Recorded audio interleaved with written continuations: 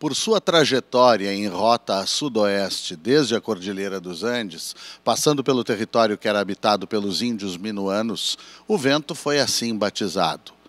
Mas se investigarmos, ainda que tenuemente, essa nação indígena, veremos tratar-se de povo aguerrido, afeito às lides com o gado vacum. Dominavam o uso do laço e das bolhadeiras e formado por hábeis cavaleiros tanto para a guerra como para o trabalho. Essa bravura está retratada na canção. Parece haver o índio se transformado em vento. Bueno, gente, vamos ver quem vai estar conosco no nosso programa de hoje. E agora sem paradeiro, na vastidão desolada, só rastros do que foi res, só ares do que foi asa. Serán los tiempos de la hermandad, serán los tiempos de la tranquilidad, serán los tiempos de la felicidad, florecerán como las margaritas. Tá aí, o compositor, pesquisador e músico Vinícius Brum e o grupo Sicures. E aquele texto com o qual a gente deu a de casa é do Vinícius, num trabalho dele, analisando a canção gaúcha, uma canção específica, e faz aquela provocação interessante de vento que vira índio e índio que vira vento. Querem ver uma outra coisa bonita? Diz assim: a noite é cancha suprema dos que se avistam com a morte. Avança seus contrafortes num passo de soberana. A noite, velha cigana, sempre agourando má sorte. Porque no luto da noite, todos os gatos são pardos. Puxa, todos os gatos são pardos? Pode ser. Mas aqui nós vamos conversar com alguém que tem uma pelagem muito definida, muito clara. Se alguma vez alguém tem a impressão na música do Rio Grande do Sul que tem muito isso de gatos pardos, de muitas semelhanças, de poucos matizes e poucas individualidades, aqui está a quebra total dessa impressão, porque esse cara tem uma forma de cantar, de compor e um conceito sobre o que é desta região e o que deve ser, enfim, transformado em arte, que é muito dele. Eu vou ter o prazer, e vocês vão ter comigo, de conversar aqui com o Vinícius Brum. Obrigado por ter vindo. É um prazer estar te visitando aqui e poder charlar um pouco dessa forma tão peculiar da gente, né? Eu acho que o que nos forma enquanto povo, enquanto comunidade cultural, digamos assim, é justamente essa. Está faltando um fogo aqui. Pois é, a gente tem sempre o fogo como uma presença simbólica. A qualquer hora nós vamos fazer um fogo mesmo. E não tem essa de que está calor e tal, porque fogo se faz sempre. Aquele Ó de Casa trazia o Vinícius acadêmico, né? O Vinícius, enfim, pesquisador, o cara que lida com as letras, com a literatura. E nós estamos aqui com o Vinícius, que é o mesmo, evidentemente, com o Vinícius, cantor, melodista, também letrista, intérprete original, como eu vinha dizendo.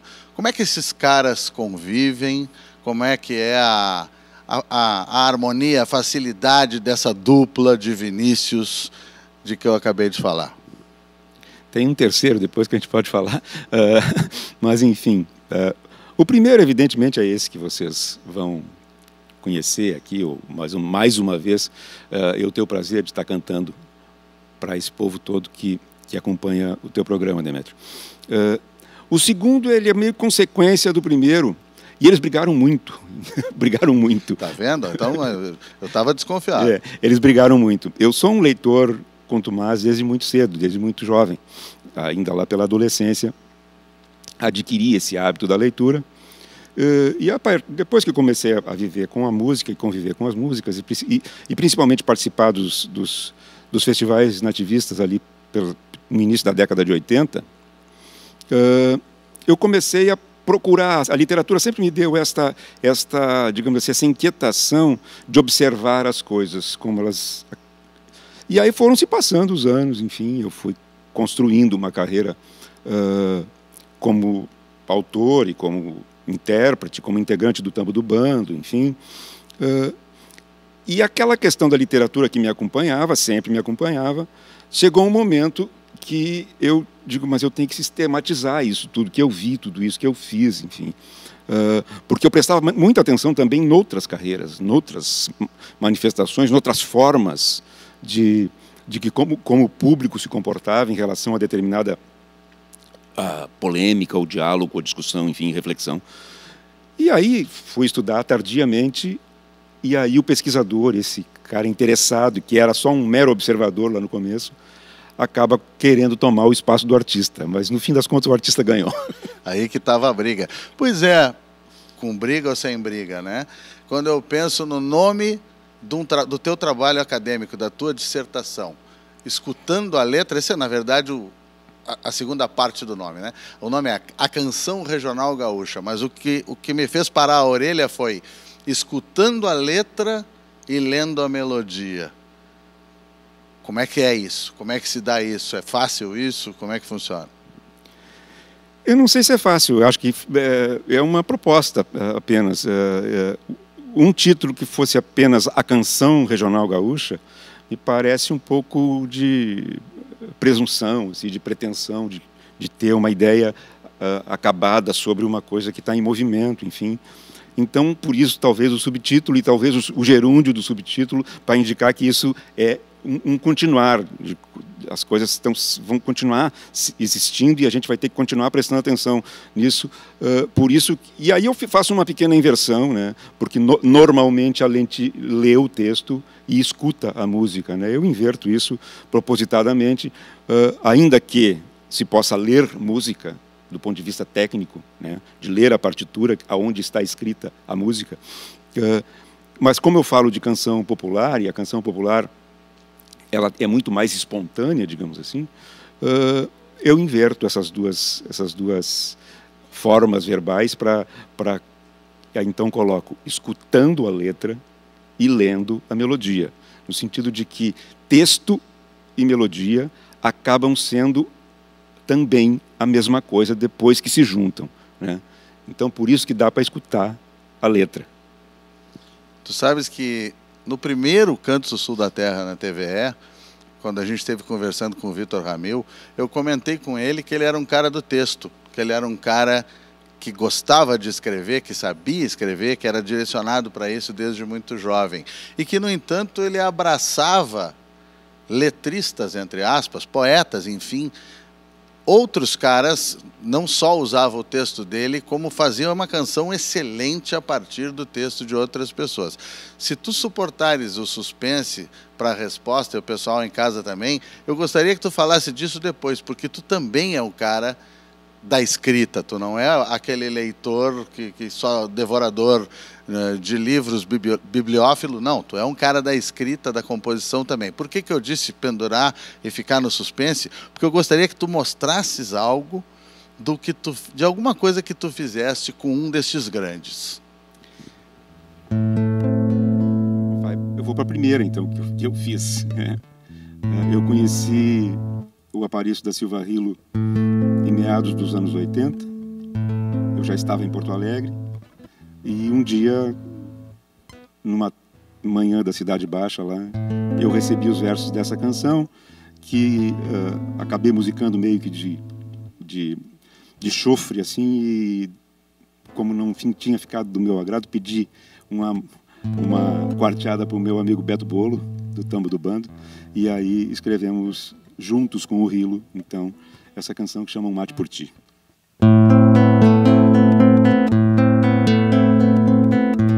Na bomba do mate ficaram teus lábios e um gosto maduro de mel de mirim. E se não matei depois que partiste, é que ando triste, perdido de ti. A bomba é uma bomba só de penas cansadas, e a cuia morena seu ninho vazio. E agora que foste, chegou o inverno, e as águas do mate tiritam de frio. Às vezes meus lábios recordam os beijos que a bomba trazia de ti para mim. E o mate de ontem me lembra que tudo que é doce a princípio se amarga no fim. Por outras me indago se não vale a pena trocar um capricho por um chimarrão, tomar mais um mate por ti que levaste meus restos de doce na palma da mão. Às vezes meus lábios recordam os beijos que a bomba trazia de ti para mim. E o mate de ontem me lembra que tudo que é doce a princípio se amarga no fim. Por outras me indago se não vale a pena trocar um capricho por um chimarrão, tomar mais um mate por ti que levaste meus restos de doce na palma da mão, tomar mais um mate por ti que levaste meus restos de doce na palma da mão.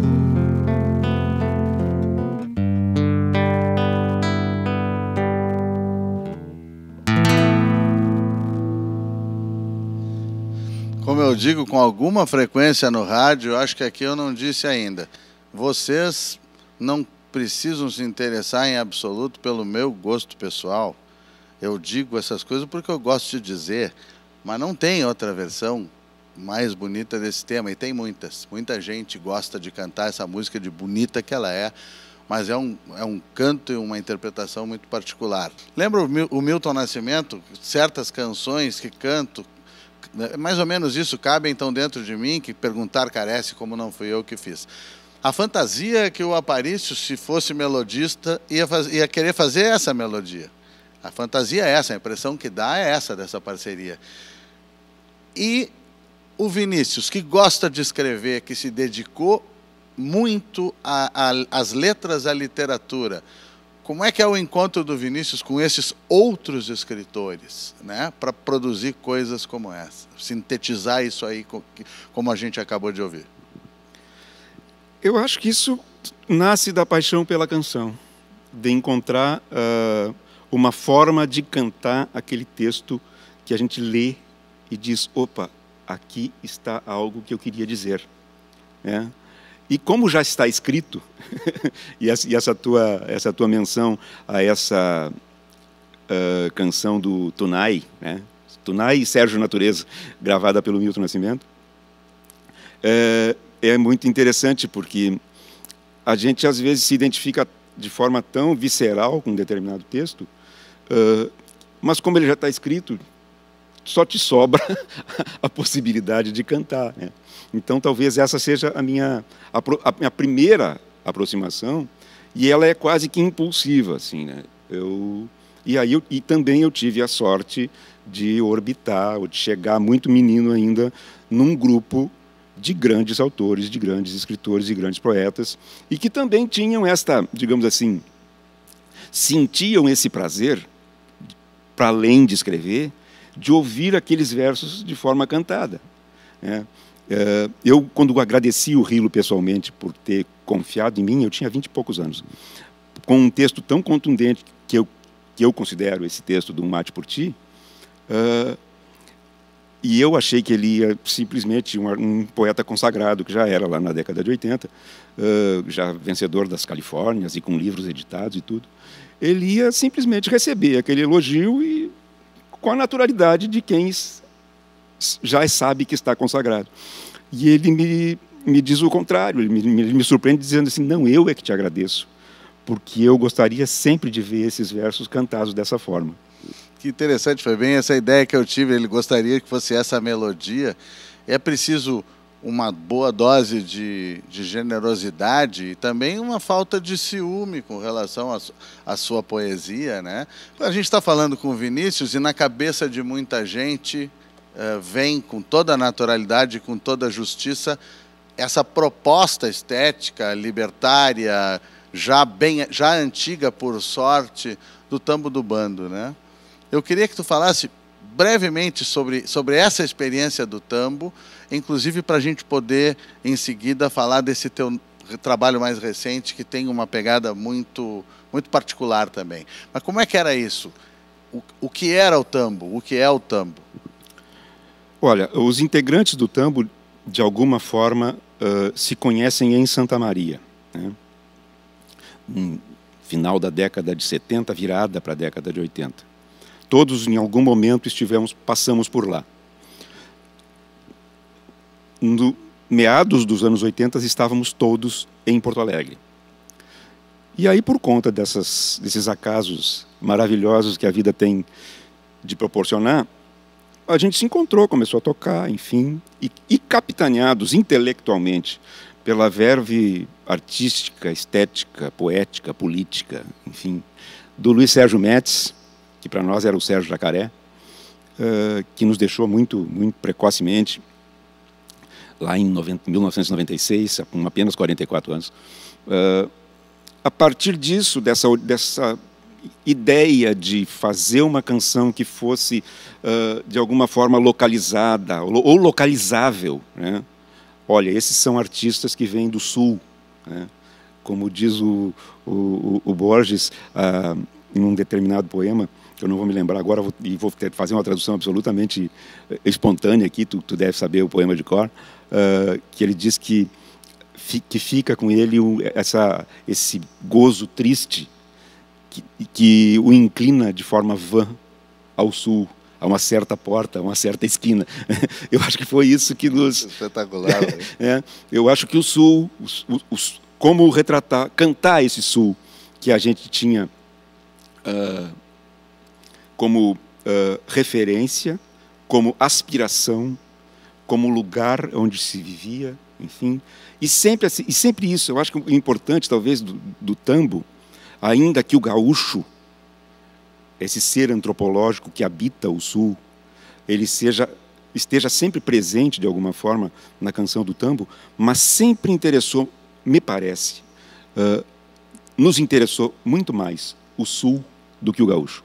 Quando tu falas nessa centralidade do Jaca, eu acho que não estou forçando a barra com essa palavra, não é uma liderança, nem um protagonismo, cada um ali tem uma centralidade por um aspecto, mas a centralidade do Jaca é a do cara que diz, precisamos construir a hermenêutica do Sul, né? Nada menos do que isso, né?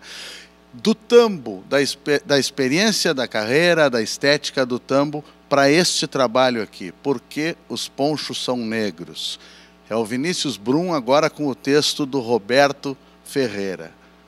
Vou mostrar para o pessoal aqui. Que história é essa aqui? Agora, em 2018, me caiu na mão um livro do Roberto, chamado Por que os ponchos são negros.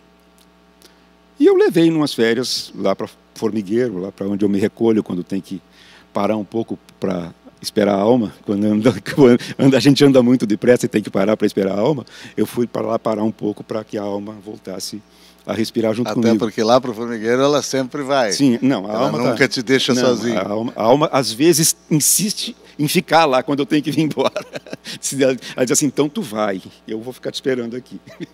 Mas enfim, começo a ler o livro e tal, e me deparo com, lá pelas tantas, com um poema escrito pelo protagonista do livro, que é esse poema dos versos que tu iniciaste aqui, anunciaste no início da nossa prosa. Eu achei que tinha uma sonoridade ali que poderia ser cantada. E logo procurei, através principalmente do Mauro Ferreira, retomar o contato com o Roberto, que eu, sei lá, fazia talvez 40 anos, 30 pelo menos, que eu não tinha notícia dele, nem ele tinha notícia minha. Encontrei o Roberto, falamos por telefone, enfim e tal, e a minha,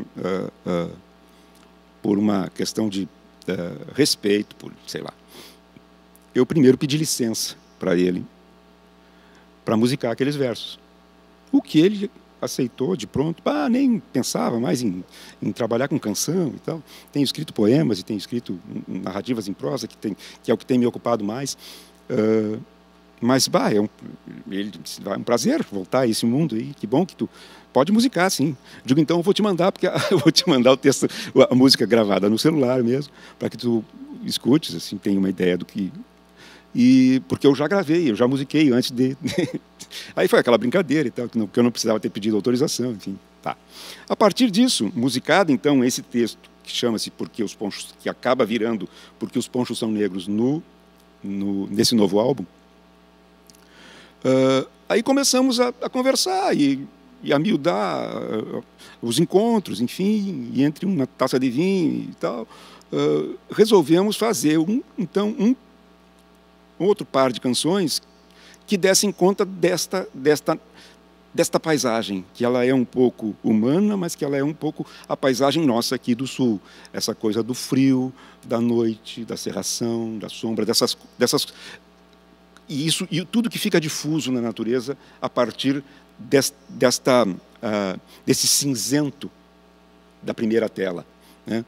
E aí acabamos escrevendo todas as canções. Eu fui, no final lá de 2020, ainda na pandemia, quando deu uma arrefecida no final do ano, eu fui para o estúdio, gravei e tal, e está aí o álbum. É um belíssimo trabalho, e esses elementos de paisagem e gente que tu está falando são os elementos que têm que estar presentes na construção da hermenêutica do Sul, né? O que tu nos mostraria deste trabalho? Deve ser difícil pensar algo específico, mas algo que tu goste. Por conta dessa paisagem, uma canção que chama Inverno.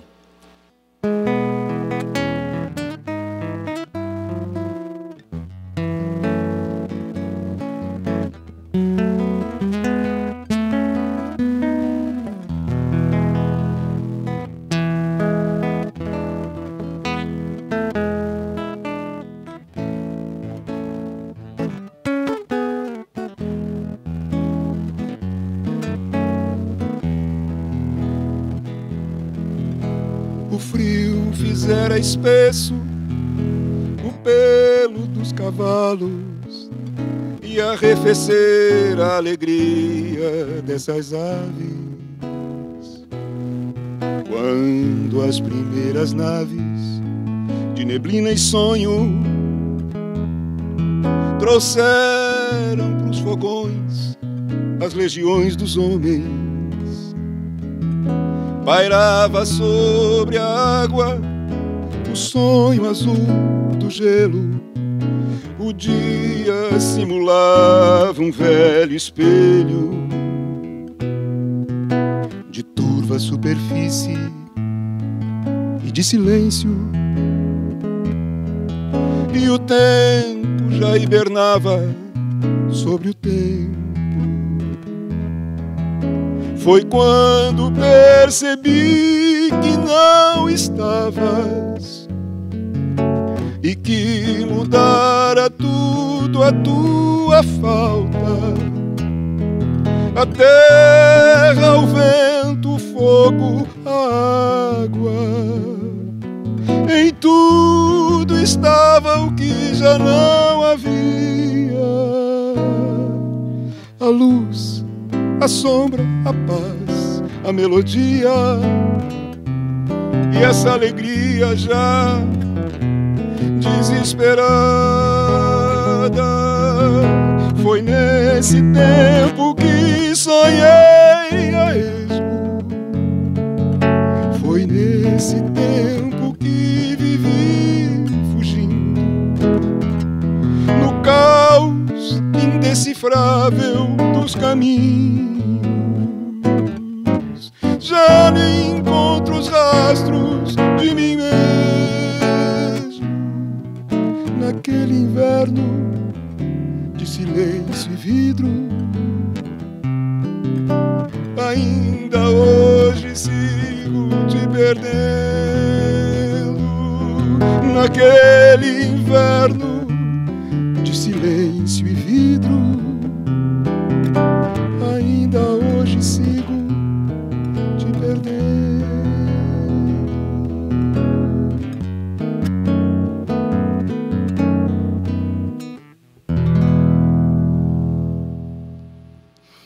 Essência e cuidado, né? Vamos aproveitar essa metáfora da pelagem.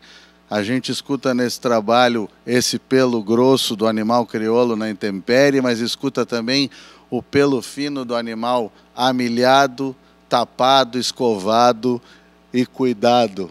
Que lindo trabalho. Vinícius Brum, muito obrigado. Eu que agradeço, esse espaço é maravilhoso, acompanho sempre que posso, quando estou em casa. Acho que a tua condução é uma condução que remonta os melhores momentos do nosso eterno Glênio Fagundes. Eu acho que essa casa está de parabéns, mais uma vez, por retomar um espaço tão importante para a formação de público, para essa diversidade maravilhosa de canções e de ritmos e de manifestações estéticas que nós temos aqui no Rio Grande do Sul. Muito obrigado, eu agradeço muito. Graças. Se eu tivesse de chapéu, eu tinha tirado quando fizesse a menção ao Glênio.